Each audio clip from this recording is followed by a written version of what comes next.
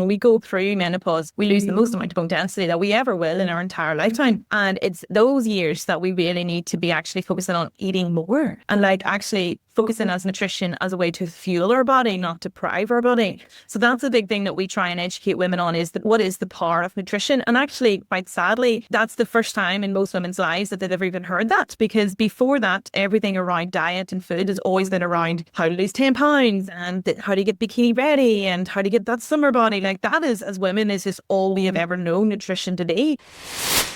Great. Well, it's a real pleasure to have Laura Lambe on the show today. Welcome. Thank you very much for having me. It's exciting to be here. It's exciting. Actually, it was funny. I want to share a little bit of the backstory of how we met and this was in May, I guess, a couple of months ago, that we both attended the European Menopause and Anti-Inflammatory Society Congress. This was in Valencia, and there were doctors and researchers and people going up to the mic at the presentation and asking questions and challenging. And you went up and I was like, I know that person. I don't know why or who or where, but I was your voice sounded familiar. And then it hit me and I said, you're my Instagram feed. That's why I know you, because I follow you. And I have links to this in the show notes, and you're doing an amazing job. And that's why I'm following you and helping women all around the world with their menopause transition. And said I went up to you and then we had a chat. Oh, yes, that's right. You got to remind the audience about this one, because your background is nutrition. And that was the question that you had, because there was this presentation that I also thought was not the best. And it was about, I think, fasting, and it was kind of old. And I thought I had these questions like, I don't know, I don't agree, but who am I? I'm just a gerontologist. I'm not a doctor. I'm not a nutritionist. What am I going to say? Like, I wouldn't go up to the mic, but I had these thoughts in my head. And you went up and you spoke for me. And I was so happy. So that's why I went up to you. And I was like, thank goodness you said that. So why don't you fill in the audience about what that study was about and why you went up and had to speak your mind? So yeah, the researcher was giving a lecture about more the weight management side of menopause. But unfortunately, when they were going through the weight management, firstly, they didn't really explain why women gain weight in menopause, what we're actually targeting, and why menopausal weight is different to premenopausal weight. But it was the strategy that the researcher was giving to the doctors and so on in the audience that was the way to lose weight. So she was going through, as you mentioned, a really old school 5-2 diet of fasting, i.e. 2 days a week, crazy low calories. And then the other days of the week was just eat whatever you want. And she had a study of obese individuals. And she was saying that the study concluded after 4 or 5 months. And the average weight loss was in and around a pound a week. Whereas, as we know from a weight loss management side, that for an obese individual, that's quite a slow weight loss. Also, if that is the average weight loss, that data would show that the vast majority of women that were taking part in that study either didn't lose weight or perhaps gained weight. So the reason why I was irked enough to want to get up and stand and say something was because when the danger about some of those studies and conferences is the individuals on the stage are meant to be seen as the experts, and the individuals that are listening are the people that are going to trust that information and pass it to the members of the public. So what was happening was this researcher on stage was saying the only way to lose weight is to do this crazy fasting diet. Individuals in the audience, i.e. doctors, etc., who are not nutritionally trained, who are not trained in weight loss management, are going to obviously take that and then feed it back to individuals of the public, which we see time and time again. We hear time and time again women going to their doctors saying, I'm gaining weight, and their doctor saying, eat 900 calories, eat these crazy low calorie diets. So we know that this is already happening. So that's why in the moment I felt like I need to stand up and say and argue against this data, that this doesn't even make sense. Like, just the data that you're supporting and showing here doesn't even support your argument. And what is it actually going? And as you probably remember, the individual that was doing the research couldn't even answer my questions. She couldn't even answer. She obviously didn't know what the weight loss progress should be for an obese individual. She couldn't answer why some people had gained weight, so why some people had lost weight. So it just proved in her inability to actually answer questions that she actually didn't really know too much about menopausal weight loss. and she was just probably picked to present an actual topic at the lecture rather than having her credentials tested in any way, means or forms. And I think that misinformation is dangerous. Yeah, and actually, I'm so glad you went up there. And it takes somebody brave to stand up there, because you are Yeah. challenging quote unquote experts, and you did Yes. the right thing, because we in the audience and who are not trained would tend to believe this and then put their on Yeah. very restrictive, caloric restrictive diets that may not work for them. Your community is really quite big now, and and I'll have links to your free community as well. Are you seeing this unexpected weight gain or weight loss resistance the biggest challenge that women are having with menopause, or is there something else? I wouldn't say it's the biggest challenge. I think the biggest challenge that women have with menopause is the unknown, that they don't actually just know what's happening for the entirety, like the whole thing. I don't really think that there is one thing that's worse than the other. Like, I just think it's the whole blurb. It just becomes this whole like mess, and they don't feel it's like a hormonal roller coaster that you're in, the kind of like a blindfold. I think that is the issue rather than like one particular thing. And that was another thing that kind of irritated me about the conference that we attended, was there was so much focus on things that could be treated by drugs. So, for example, hot flashes, and the vast majority of the lectures were around vasomotor symptoms. And when you were sitting in those rooms, you were thinking, oh my gosh, hot flashes must be the biggest thing that menopausal women are struggling with. When in reality, we should take a step back. The biggest thing that most women are struggling with is the fact they don't even know what menopause is. They don't even know what to expect. They don't even know what's going on in their body. They're being thrown all this advice and information.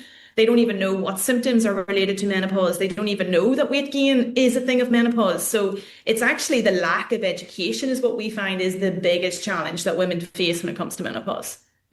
And the lack of education that the doctors have, which is why they're there, to learn and try to learn. Yeah. And if you're just talking about half of hot flashes, then you're missing the point. I mean, there were other things that they were discussed, but I think you're absolutely right, is that the information, lack of information, but also the confusion. This is what I'm seeing in my community is, I don't know. And my community is quite up to date. Like, they'll go and read this or follow that or listen to this podcast, and then they hear the conflicting information. The doctor says one thing, their friend says another, their mother says another. And like you said, it's one big mess that they're not aware of. And then they're confused. And then there may be paralysis by analysis. Well, like, I just am not going to do anything. I'll white knuckle my way through it when they don't really have to. Yeah. And I think, this is kind of like the Wild West, what we have now. Hopefully in the next generation, there'll be a bit more clarity on how to navigate this transition. But we're all just kind of swimming going, well, let's just choice and decide what we can. I don't believe the gap in education is going to be closed in our generation. I don't even think it'll be closed in the generation come behind us. I think it'll be perhaps two more generations, because what we need to wait is doctors who are medical school, who are going to go into medical school, not even the doctors at medical school right now, because it's still not even mandatory. Like, menopause is not mandatory in medical school at the minute. So even the doctors that are being trained now are not going to be any use to women in menopause whenever we're going through menopause, whenever women in their 20s and 30s are going through menopause. We need to actually wait for, firstly, menopause to become a mandatory topic in medical training, which I don't think is going to happen in our generation. And then we need to wait for those individuals to go through school, to get educated. And so it's going to be a long time before the gap in education becomes anywhere near closed. And thus why women are on Instagram and TikTok trying to learn about menopause, because in one hand is great, because there is so much talk now about menopause, and the talk on menopause and the women that are advocating on the front lines to get more information on menopause and to make sure that the medical societies are aware that this is an issue and that is something that we need more research on. So it's great that we see this rise on menopause, which is amazing. But then what we also then see is individuals who think this is great money spent, because like in anything in life, and when there is a gap, and you can create fear in that gap, you can create these magical products in that gap. And that's where the issue is, where it's like not everybody creating information on menopause on social media is doing it from an ethical or really good moral background. It's from, I can make a lot of money on this, and like, how do I do that? That for sure. And then you have the conflicting information, and that's why women are so confused. And that's where we are trying to advocate for ourselves. We'll go to our doctors and say, we want this, or we heard that, and they may poo-poo you. Most doctors, I think, because they're not trained, they don't really like to be challenged, or they're going on old information as well, or Yeah. the little that they do know.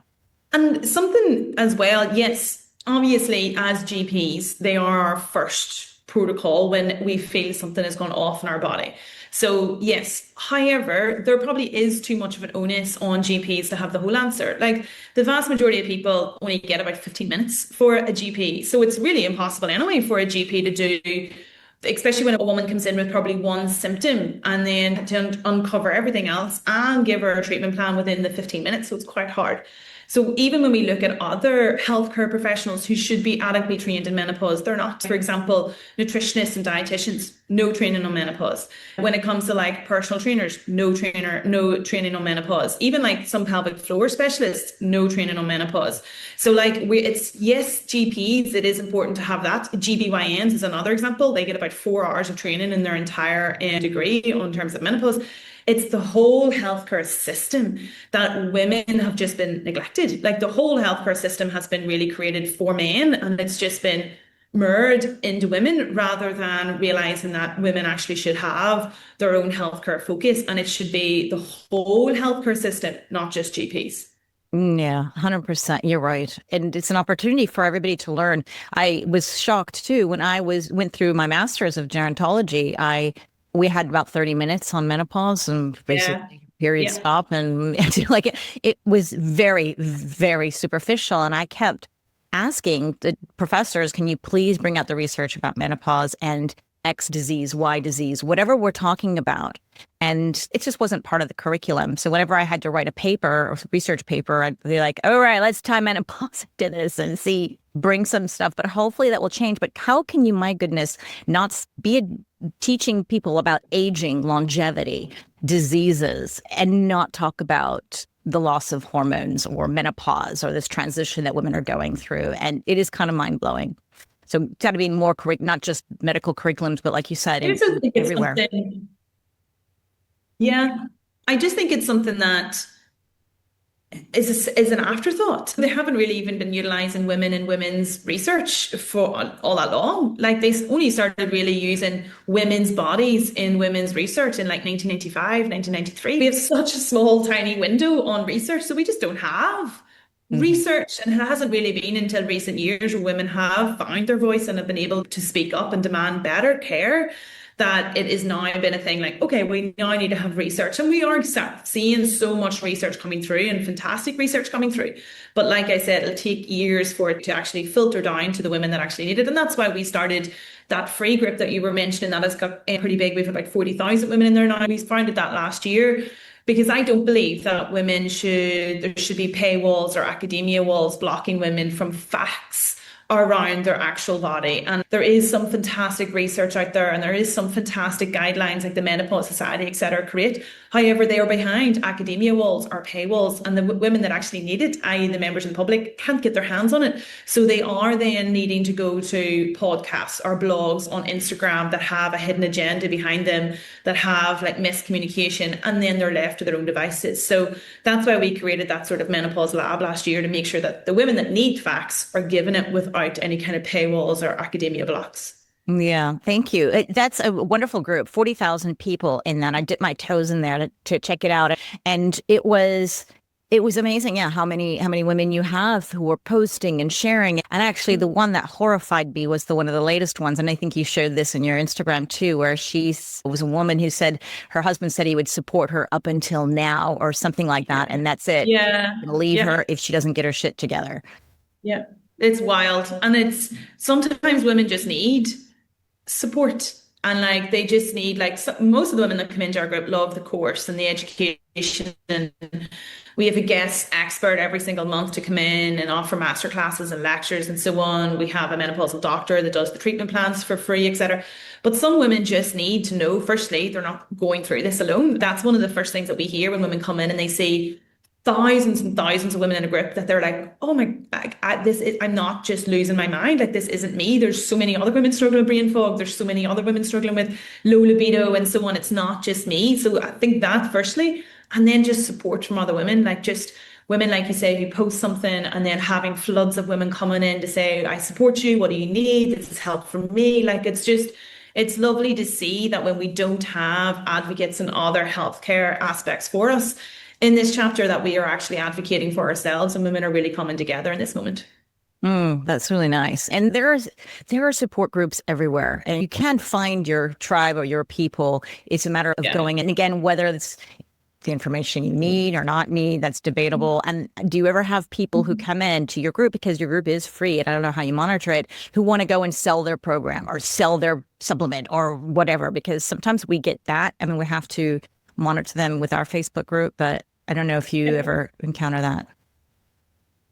We do, yeah. We do get spammers. We get like fake accounts, etc., coming in. But we have three of our operational team that scan the member requests every single day. So when somebody joins, they have to fill in like questions and so on. And it's quite easy to see if people are trying to sell something or whatever it is, and we just immediately remove them from the group.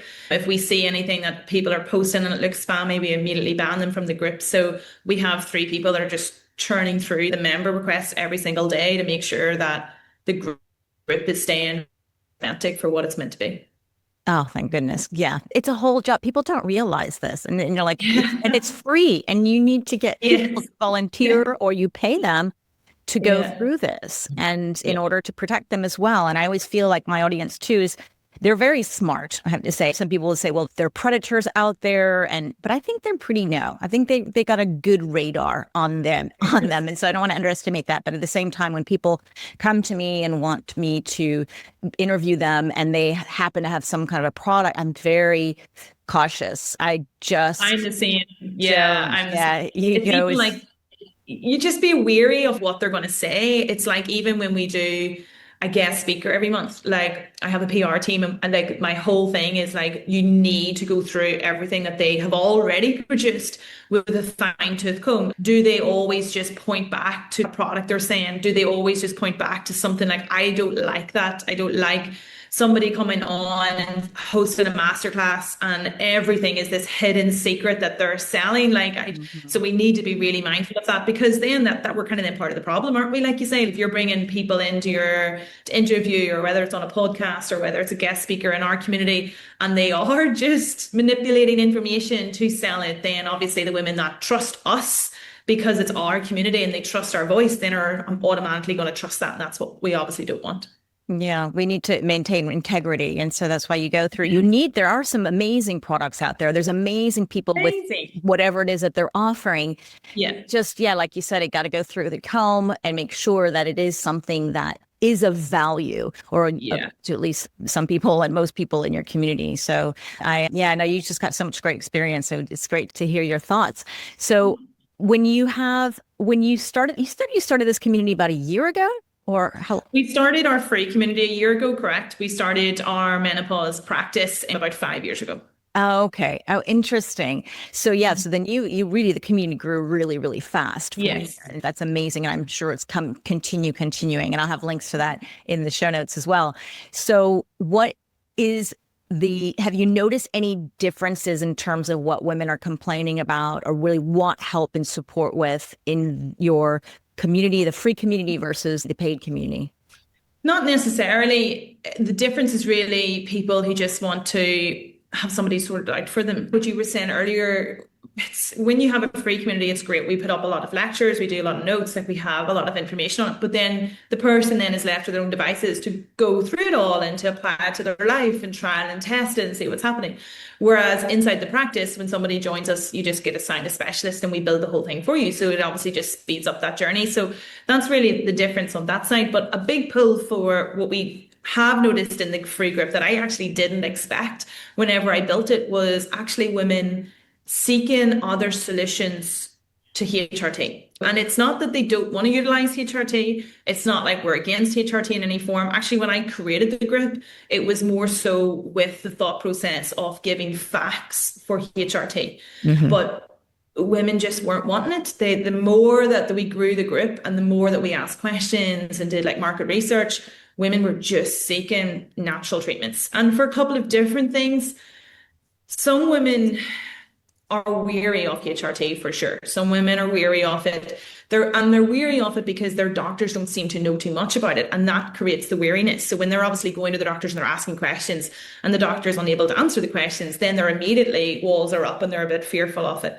But some other women are just feel like HRT could be a good solution for them, but that they feel like there's lots of things that they could try first, which I am in total agreement with as well. Like, again, it can be a great tool to your toolbox, but some women come to us and like they know their nutrition is all over the place. They know that their sleep quality is all over the place. They know that they have bad stress management. They know that they're not a priority in their life in any means or shape. And they know HRT isn't going to fix all that. So they know that they have this journey to go first before HRT is given to them. Or we have individuals who have been on HRT and they're not seeing any improvement, and that's why they're seeking that kind of non-natural.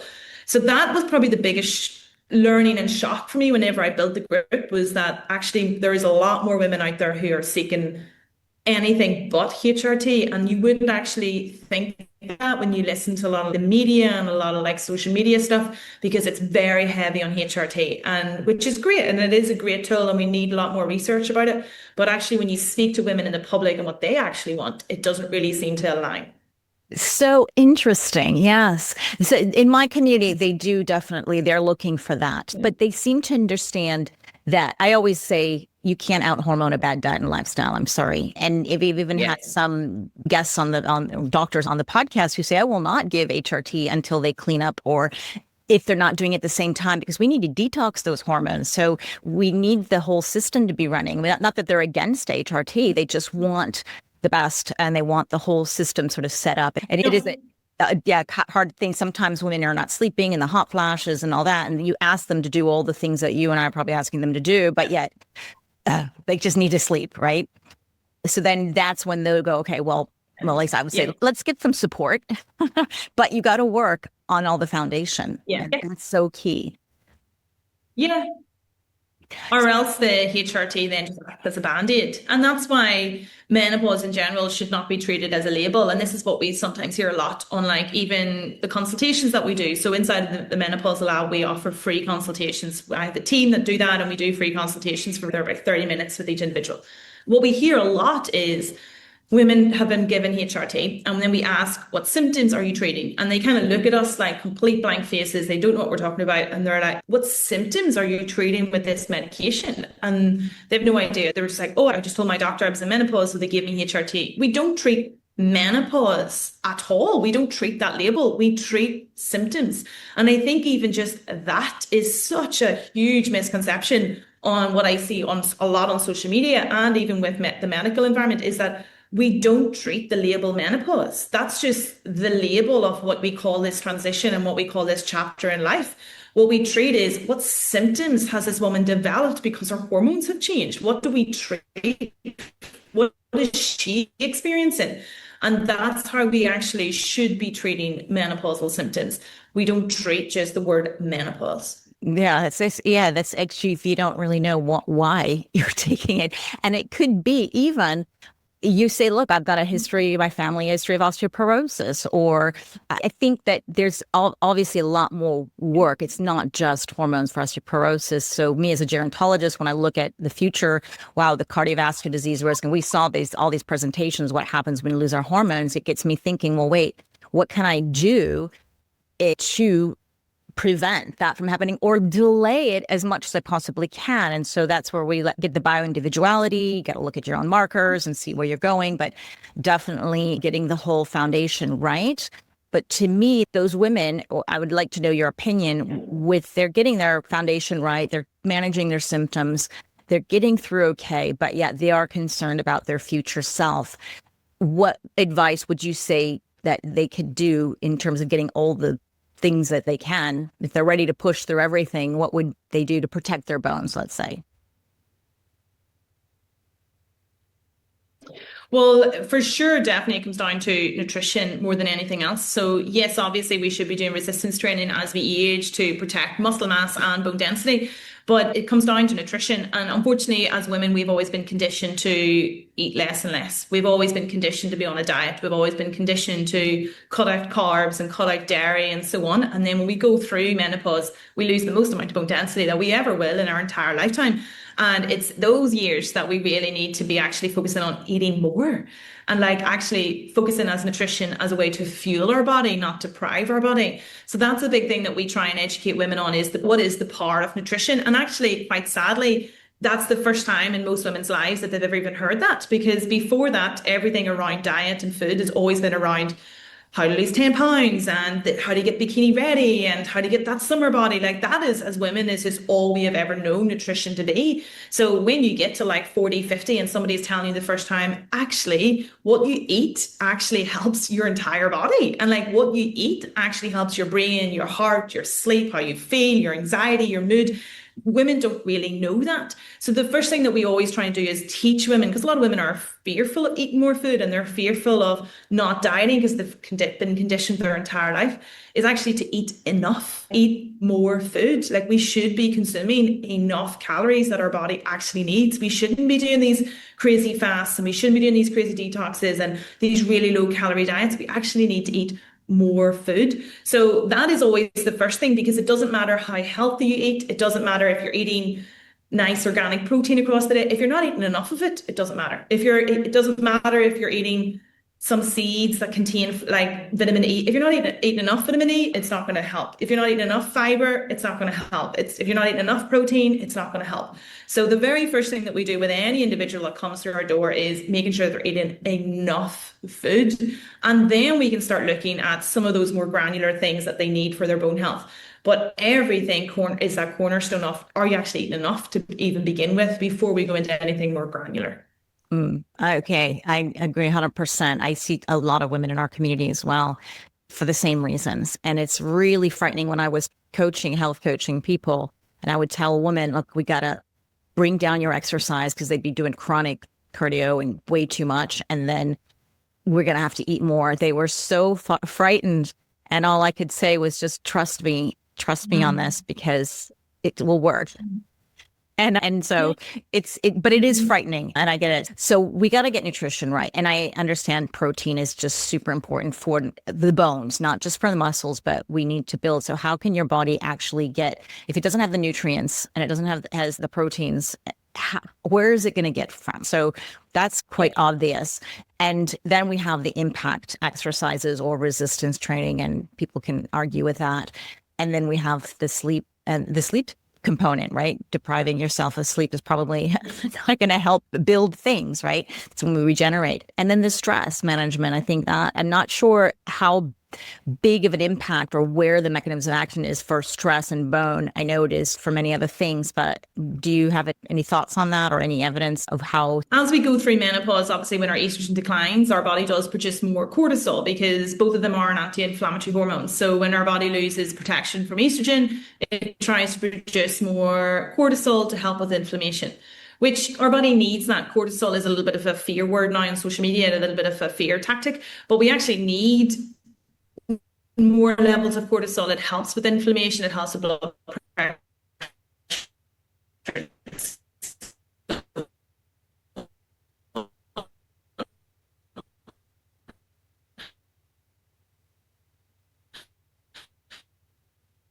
However, higher levels of cortisol do create us resilient, which is just now we after our body's producing more cortisol. That's a natural thing that our body's going to do.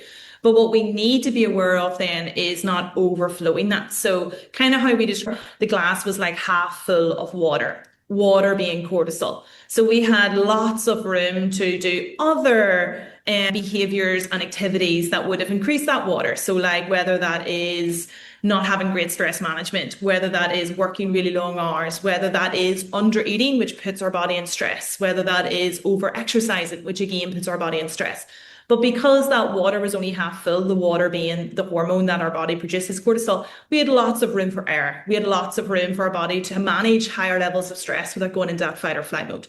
When we go into menopause, though, that water becomes naturally higher. So our glass is now nearly full naturally. We're never going to get that back to being half full again. That's a natural change in our body. Hence, we have less room for error. So this is why when women then go through menopause, they easier tip into a state of fight or flight. They're easier become more anxious. They easier things that wouldn't have bothered them before now bothers them. Hence, they spend a lot more of their life in a state of high stress. And in a state of high stress, it does a lot of different things to our body, affecting our gut being one of them. So when we have higher levels of cortisol, it inflames our intestines, meaning it's harder for our body to break down food and absorb the nutrients that we need. Those key nutrients are needed for bone density. Hence, whenever we go through menopause, we become less stress resilient. We ignore stress management, so we're in a constant state of fight or flight. Our intestines usually become less productive, and hence we're absorbing less of the food that we're actually consuming, and hence we're getting less nutrients that we actually need for things like bone density. Oh, such a great explanation. So yes, you could be going to the gym and you're eating your protein and manage your sleep, but if you're stressed, wow, it's not even getting to the cells that actually need them to build the bone. So it's actually a really good point that you made. And absolutely, any osteoporosis specialist would focus on gut and gut health too, probably for the same reasons. So then let's say if you've got all of these sort of more or less optimized women are in their 50s and they're worried about the osteoporosis, would you recommend looking into HRT, or do you think they should hold off until they get more evidence that they're going the wrong direction? Well, a combination of everything. So it's never a black and white answer. It's always down to what is that individual doing and what is her bone reports suggesting. So let's say, for example, a woman was consuming really good nutrition. She was eating enough food. She was getting enough protein. She was getting enough vitamin D, calcium, etc.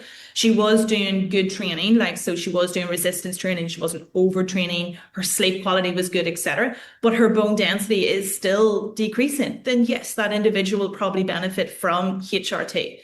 Let's say, on the other hand, we had an individual who was doing all that and her bone density wasn't really decreasing, and you could see that her bone density was actually maintaining. Then it's just up to her if she wants to include HRT or not. But every individual is different depending on their body. And what we need to understand is that HRT, kind of like what you were saying earlier, is just like a tool in a toolbox. It's not going to outweigh anything. It can be a great addition to your toolbox. It could be something that maybe you don't actually require for things like bone density. I think a lot of women who are in our space and they listen to podcasts or read books about HRT that are pro HRT, they understand there's this window of opportunity. So you feel a little bit of pressure, like the biological clock. Am I going to do this or am I not going to do this? And the presentations that we had at the Congress is like, wow, this is what happens if you don't have your bones can get brittle, or your heart disease risk goes up and dementia risk goes up. So you wonder, and then there's the women who go, well, if I wait and see, then what if I decide 10 years post-menopause or in my late 60s that, oh, actually, I do feel like I may having a little bit of dementia, or I do feel like my bones density is going down. What advice would you have for a woman who's in that? It's got to make that, feels like they have to make that decision on this window opportunity. We unfortunately are the guinea pigs because we don't have anywhere near enough research on virtually long-term effects one way or the other. We don't have it.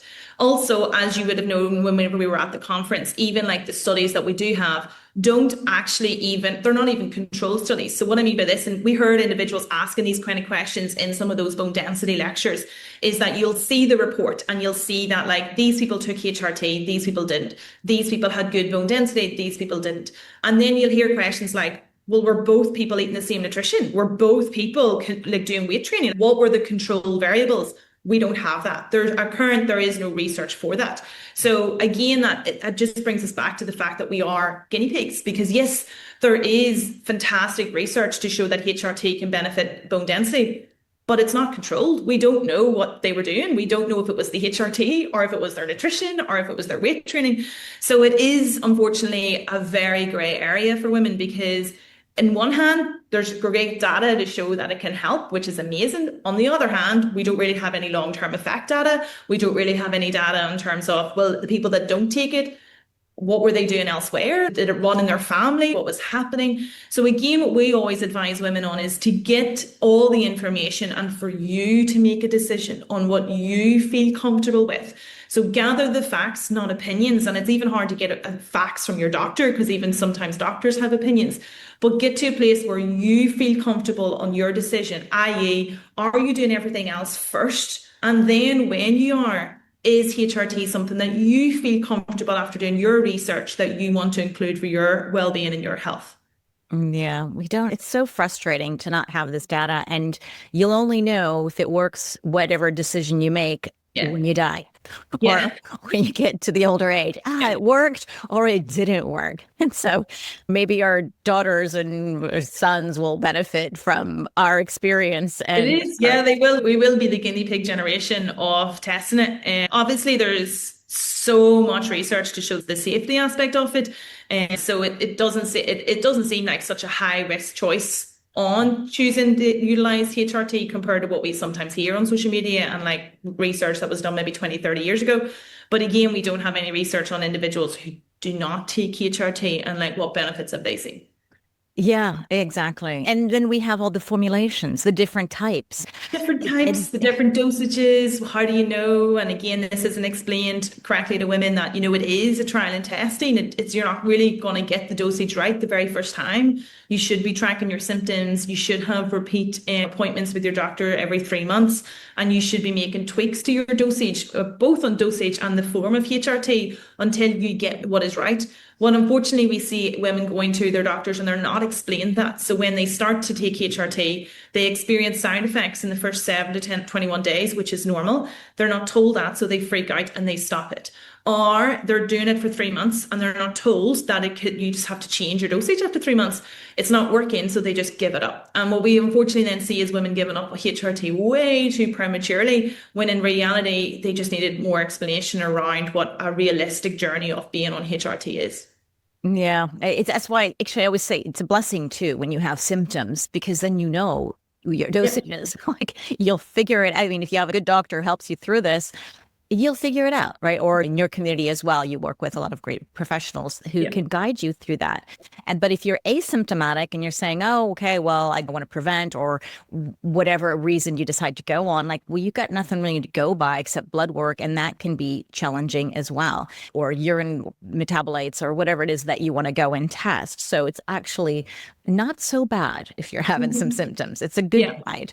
So then I wanted to, gosh, I have so many questions to ask you, and I don't even know where to start, but I can share your story because it is really interesting how you even got in this space. And maybe we can talk about Yeah. that. And when I did a very quick reel with you, everybody follows me knows I interview women all around the world and ask them 5 or 6 questions about menopause. And yours I haven't uploaded yet, but it's coming. But I loved your story. So one of my first questions in these reels are, how old are you and where are you from?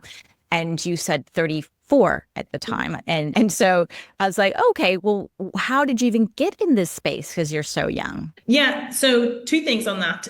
So yes, every time that somebody hears my age or even kind of looks at me and assumes that I'm younger, they always say, "Oh, you're obviously not through menopause," and so on. Which, yes, I have not gone through menopause. However, even that is something that we need to change our narrative on when it comes to menopause.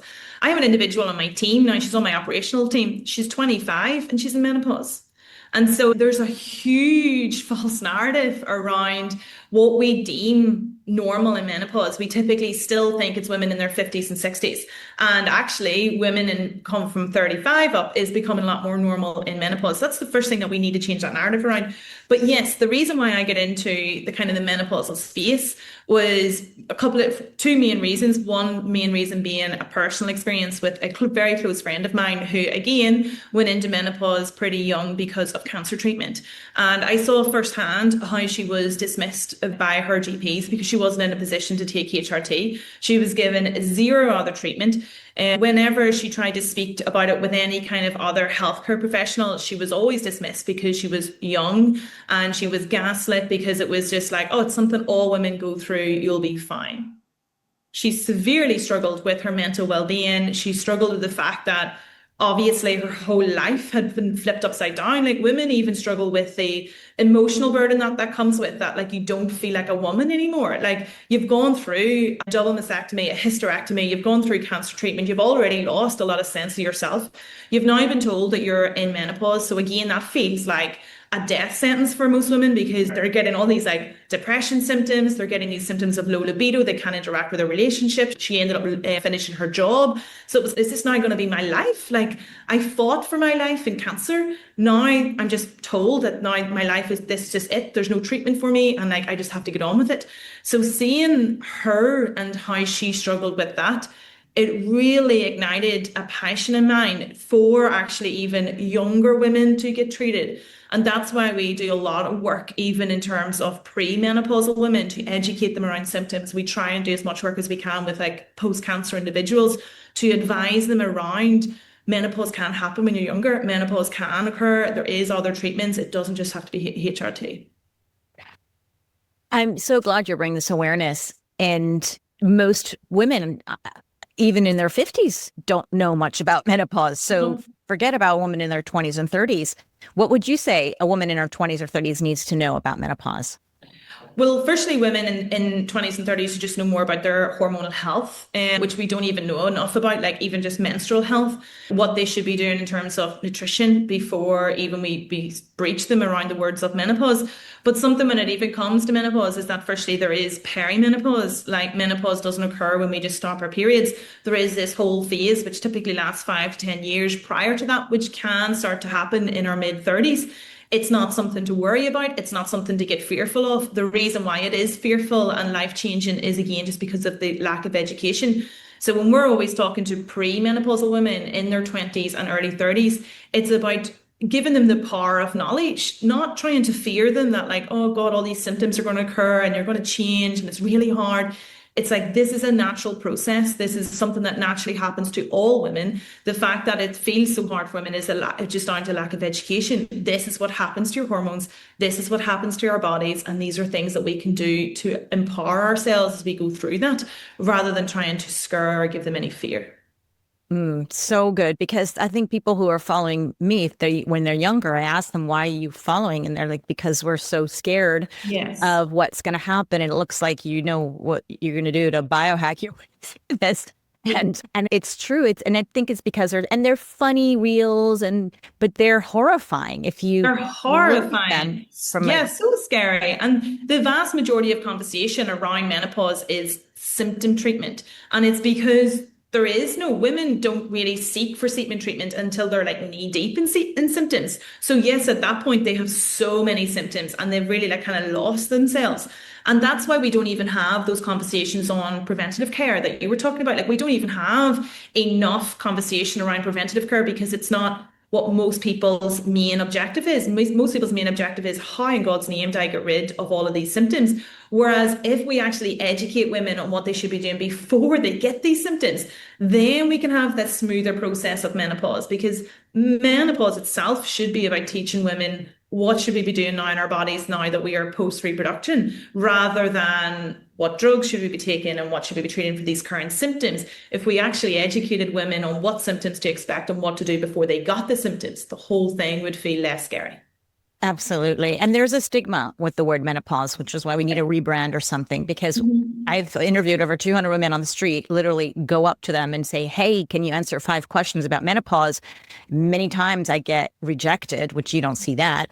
It's because some people, they say, hey, you look old. Can I interview you? And that's not my intention at all. But I've figured this out over some times. And you're like, oh my goodness. Yes. So we got to figure out another way to not have this fear around menopause and normalize this conversation, which is what we're all trying to do. At least speak to other people so you know you're not alone.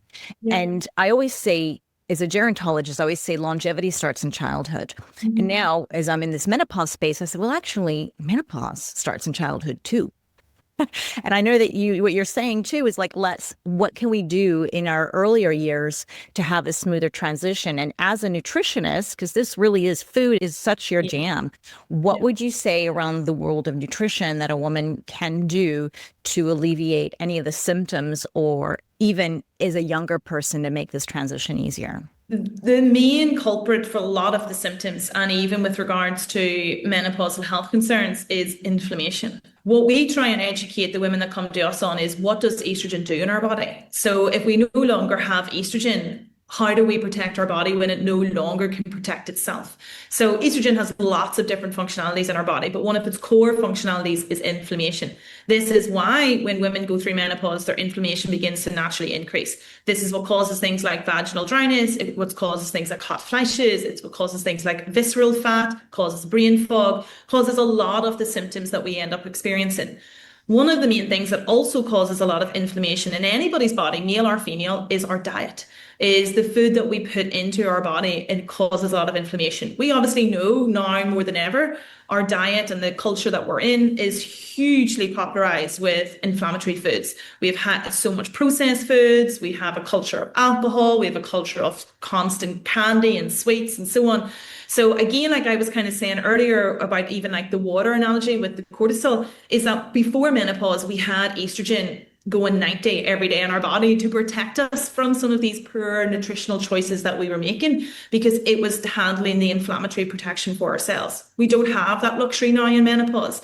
Hence, when women go through menopause, they really need to be focused on how they can keep their inflammation lower than cells now that they no longer have estrogen. Even if you replicate estrogen via HRT, the dosages are so small that you're not even going to replicate all of that anti-inflammatory protection.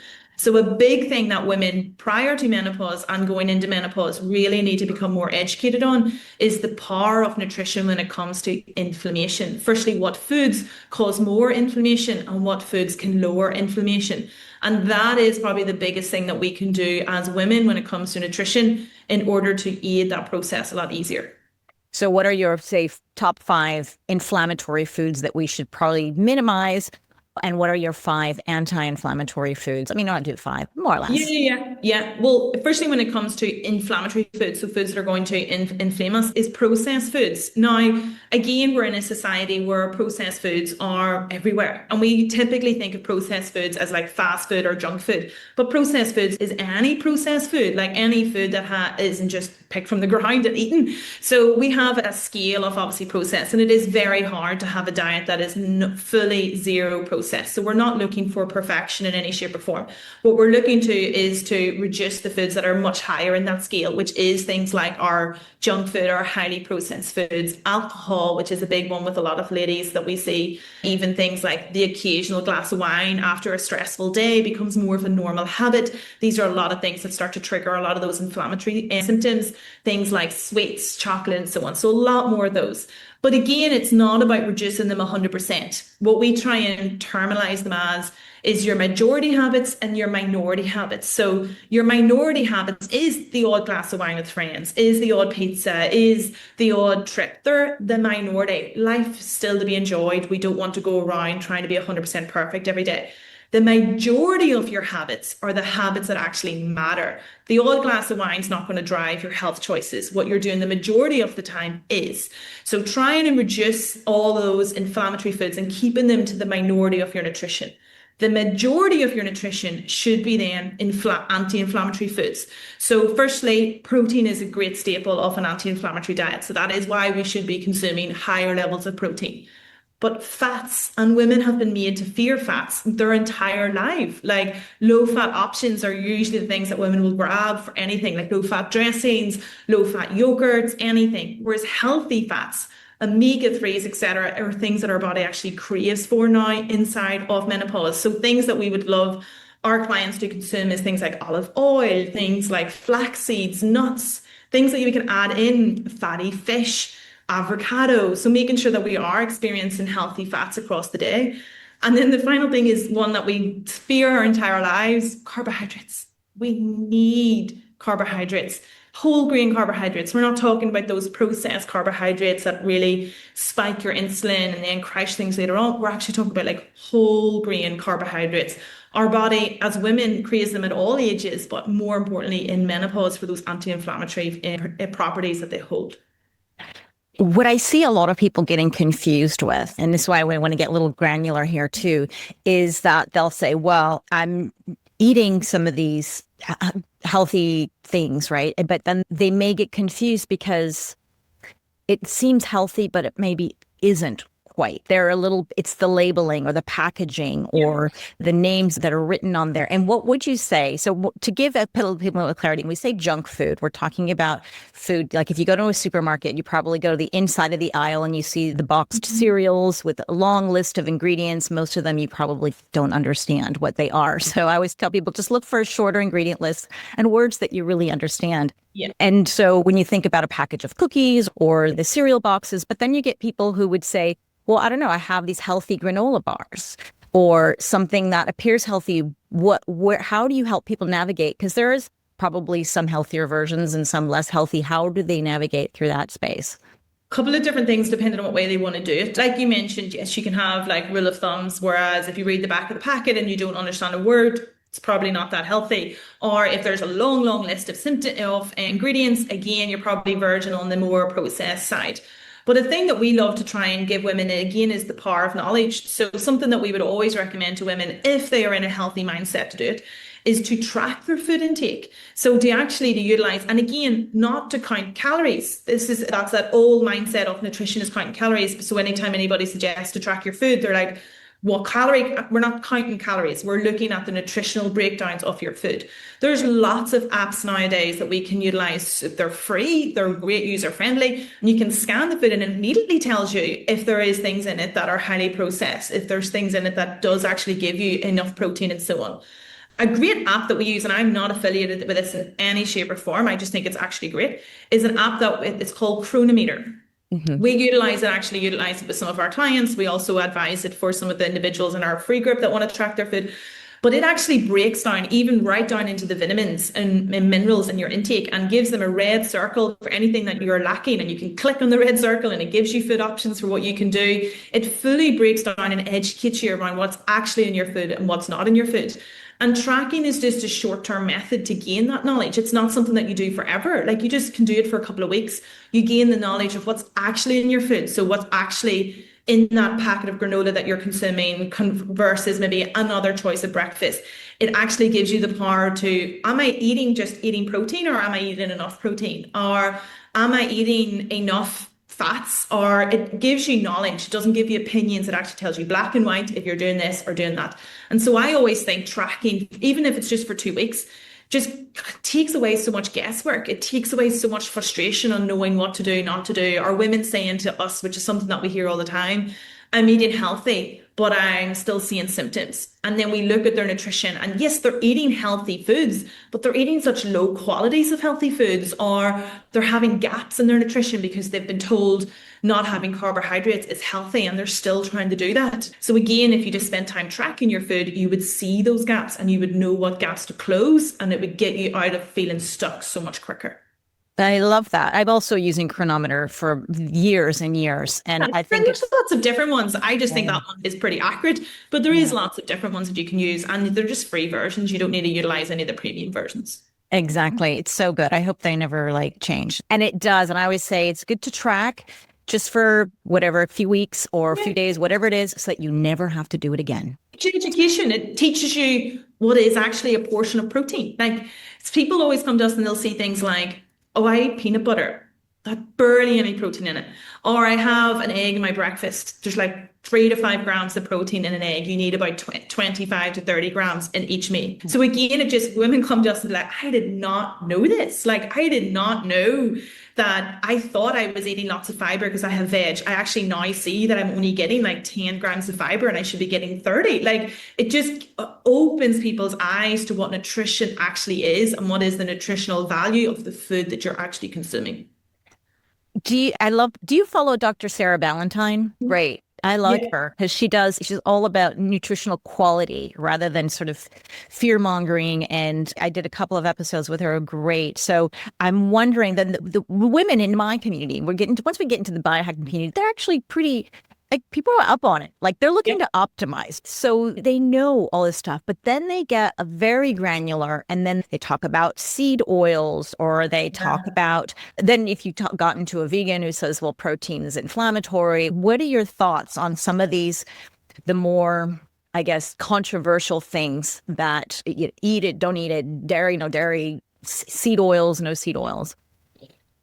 It depends on the person that I'm speaking to. So let's say I was speaking to somebody whose nutrition was pretty poor. That seed oil isn't really doing much damage to you. It's everything else. Or if I was speaking to somebody who was barely getting enough food, it doesn't really matter if you're getting your creatine supplement. That's not really going to do too much for you. Like you should just be getting your nutrition sorted. So it kind of, we always look at it as a scale. And we always do this with our clients that come to us as well. Like they always want to jump to like the granular because they've been told and conditioned on social media that these like the secret is found in these granular things like should I take this brand of supplement or should it be this or should I take my coffee at this time and that time and then they just you ignore all this other stuff that actually will make the difference. So before we actually ever answer a question like that to a woman, we always just look at the woman in front of us and make sure like is she doing the actual big things that are going to actually make a difference. But let's say, for example, we had somebody like the protein as an example. And she was experiencing symptoms of higher levels of cortisol. So she was experiencing symptoms of broken sleep. She was having night sweats, not hot flashes, but night sweats at nighttime. She was having higher levels of anxiety. All things that would start to point us towards higher levels of cortisol for her. And this is again coming back to what I was saying earlier. Menopausal treatment is on a symptom basis for that individual. We don't treat the word menopause. But if I was treating somebody like that and I was looking at her diet, I would point her slightly more towards a plant-based protein intake. Now, I would be pointing her more so towards her dinner, so her evening meal being more plant-based. Not because there's anything wrong with any other plant protein options, etc. But meat protein does increase cortisol. But again, it's a temporary spike and it's not an overarching issue. If I didn't have a client with a lot of cortisol, it wouldn't be an issue for her. Whereas if I had a client with this and she was doing everything else right, like she was eating enough food, so her cortisol was becoming naturally lower, she was consuming enough protein, she was actually not overtraining, etc., and she was still having higher levels of cortisol, like symptoms aspects, we would then point her to a more plant-based diet. But again, we would point her to a plant-based diet straight out of the gate if she was like under eating and she was overtraining and she all of those big things are going to actually what drives the issue. That's then when we can go into those more granular topics when we have the big dominoes in place. Because 9 times out of 10, when people have the big dominoes in place, they don't even need the granulars. 100%. Yeah, you're biohacking your way with these women. Like that's what biohacking is all about. It's just that bio individuality. And I love these answers because I'm sorry for anyone who wants like a black and white and a yes. I know. I always think that too because people always ask me, should I do this? And I'm always like, well, tell me if you're doing this because there is. And that's why there's a lot of conflicting information on social media. It's not actually conflicting. Both parties are usually correct 9 times out of 10. There is sometimes just complete BS. But a lot of people that I listen to are actually correct, but it's conflicting because they're trying to give a black and white answer. Like they're trying to say all people should eat like this and all people should eat like that. That's why it's conflicting. Both parties are usually at a baseline saying something that's factually correct in nutrition, but it should only ever be applied to the people that are experiencing symptoms that would relate to that solution. That's why we hear so much conflicting information because people are trying to speak in black and white terms. Nutrition and health in general isn't black and white, so we should never speak like that. Yeah, I know, but we're humans and we want black. We want black and white Terrible. answers. We want do this and then do this. My husband even always sometimes asks me, is this good or bad? I'm like, well, it depends. Like, I hate when you say it's like when people ask me, is the odd glass of coffee is that good or bad? Well, it depends. It depends on like what everything else is doing. And are you having breakfast with that? Or are you just running on coffee? Like it depends. It doesn't, there's not an answer, unfortunately. Yeah, I know. You're so in alignment. That's why I'm having you on. And hopefully it'll be clear to people. That's why we got to do our own little experiments and figure it out for ourselves. And obviously with the guidance of professionals. I have one more question. I have like a billion questions, but I have one more because I do need to let you go. But when I'm wondering, let's say a woman who has hot flashes and she's maybe a little anxious and can't fall asleep. So maybe some night sweats there. As you said, you have a lot of women coming into your group who don't want to do HRT or for whatever reason, and they want to do things through food, diet, lifestyle. What types of foods and lifestyle changes would you recommend that she do? For the hot flashes during the day, 9 times out of 10, they're inflammatory linked. So that would be the inflammation aspects that we were talking about earlier. We actually get hot flashes. They're the quickest symptom that we get rid of with our private clients. It typically takes us about 4 weeks, and we do that fully through nutrition. For hot flashes, we never have to go near HRT if it does be an inflammatory linked, which again is 9 times out of 10. The sleep one, it depends on what's causing that sleep. So we can kind of break sleep into two different factors. So if an individual was struggling to fall asleep, I'd be actually looking at like gut health, because if your gut and your digestion is still very active at nighttime, i.e. you're bloating a lot, you've maybe got constipation, etc. Women usually think that that's a completely different thing, but actually that means that your digestion is running overtime. Hence, your ability to fall asleep or into a deep sleep is usually impacted. So if you're waking up feeling groggy, or if you're struggling to fall asleep, I would be asking that individual, do you have any issues with your gut health? And if the answer is yes, I would actually be treating the gut health to help with the sleep aspect there. Whereas if an individual had an issue staying asleep, again, I'd be asking, why? Do you get up to go to the bathroom? That's a pelvic floor concern. So you need to do pelvic floor exercises. Are you waking up because you're having a night sweat? Then again, that would be more of the hot flashes and inflammation. Or are you just waking up because your mind's racing and you're having anxiety and so on? That would be cortisol. And so again, I'd be starting then the cortisol protocols of, are you eating enough food? Are you overtraining? Do you have stress management in place? Maybe would a plant-based protein help you and so on? So again, it always comes down to asking questions. What is happening, rather than you're having broken sleep, so do this. Figuring out why you're having broken sleep and then treating that issue. So good. So good. And when I was studying with the Institute of Bioidentical Medicine, they were training, this is a program that trains doctors at how to treat women through menopause. And they allowed me to get to the program. And I found it very interesting. And what they said was, well, if you have a woman who comes to you and she's in her mid-30s and she's struggling with some sleep or some anxiety, check her progesterone, give her a little progesterone cream. And so, like you mentioned, well, the doctors know what they know, and that's what they're being trained in. But let's say from your perspective, and you get a woman and who you say, well, is progesterone really the cause? If she does, even if you measured it, what would you recommend her to do? If she was struggling with broken sleep? Yeah. And Yes. a little bit of anxiety. And she had clearly low, her progesterone is pretty much going out the door. Yeah. So again, assuming it's going to be fluctuate, because she's Yes. 35, we're going to assume it's going to go up one day and down another day. Yes, because then that's what I was going to say. Blood tests are not really accurate, and that's why we're advised as menopause healthcare professionals to not actually utilize blood work as the primary way to treat individuals. So if she was struggling with broken sleep, again, I would be doing a screening with her sleep to figure out why. Is it the pelvic floor issue? Is she getting up to go to the bathroom? Or is it a case of that anxiety? Is it a case of the waking up and her mind's just racing? Then we'd be looking at firstly getting her nutrition in place. Again, we always think that these are separate issues. If we are under eating, if we're under eating protein, even if we're under eating fiber, all of that creates more cortisol in our body. And like I was saying earlier, we don't have the luxury for added cortisol anymore, because higher levels of cortisol massively impact our ability to sleep. So we actually reverse engineer it. When people come to us with sleep issues, they always think we're going to tell them, here's a sleep routine and do this magic thing before you go to bed. It's actually, what are you doing the other 12 hours of the day? What is your gut health like? What are you doing exercise-wise? Usually the answer lies away over here, rather than, are you wearing blue block glasses, or are you not watching TV for the 30 minutes before bed? Like, people all know that they should be doing that. It's usually down to, are you under eating? Are you under eating protein? Are you under eating fiber? They're the biggest things that women struggle with when it comes to cortisol dysregulation in menopausal symptoms. Super interesting. I love this. So tell us a little bit more about this free community that you have, and then a little bit about your other programs that you offer for women.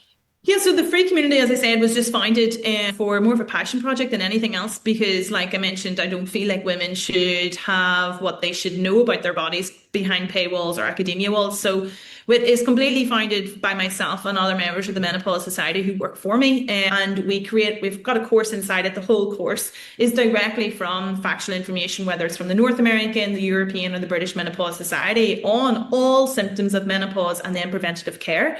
But we also then host masterclasses, which again are all free. We do free nutrition plans, we do free exercises. So actually women can come in and utilize our pelvic floor exercises and so on. And then we have a guest expert every single month that comes in. So this month, actually tomorrow, we have an amazing doctor coming in to talk about heart health. Last month, we had an individual who came in and was talking about skin in menopause. So like skin acne, broken skin, dry skin. The month before that was hair loss. So we try and have a different topic every single month. And then it's just a space for women to connect with other women, to learn from other women, to support other women. So that's our Menopause Lab community, which is amazing.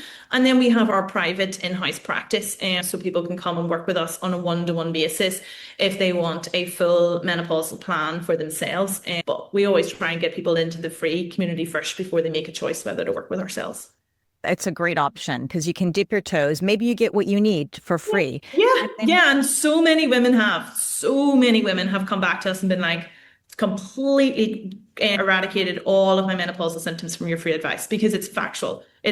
I'm not teaching anything different to my clients. That we teach straight directly into the free group. The difference is we actually just do it for our clients. So like we do the whole thing for them. We create their nutrition for them, their exercise for them based on their life and their symptoms. So we just cut out the grip of them having to figure it all out themselves. But it's the same information. All the master classes that we teach, some of my team actually come in and directly teach into the free group and so on. So it's all the information that we teach in our practice. The only difference is we do it directly for our clients in the practice. I love it. I'll have the link to that, to the Menopause Lab in the show notes. And if somebody goes through this and says, well, you know what, I do want to have a little individual attention and I have questions about HRT. I'm on the fence. Do I do it or do I not? How long does it take? Like those, I'm sure you had clients like that. How long does it take to work with them to get them where they want to be?